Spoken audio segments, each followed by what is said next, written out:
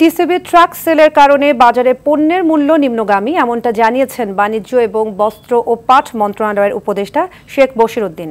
খুলনা সফরের দ্বিতীয় দিনে সকালে টিসিবি ট্রাক সেল কার্যক্রমের উদ্বোধন অনুষ্ঠানে একথা জানান তিনি। এছাড়া 12 লাখ অতিরিক্ত পরিবারের জন্য রমজানের শেষ দিন পর্যন্ত এই ট্রাক সেল কার্যক্রম চালু থাকবে বলেও জানান তিনি। এ সময় খুলনা জেলা প্রশাসক মোহাম্মদ সাইফুল ইসলাম সহ সংশ্লিষ্টরা উপস্থিত ছিলেন।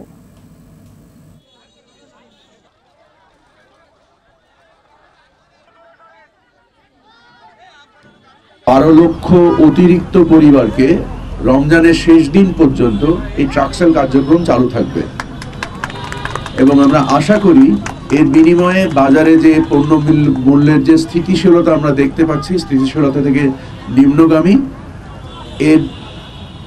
এর ফলে আমরা আশা করি যে বাজারে পণ্য মূল্য আরো সহনশীল হবে।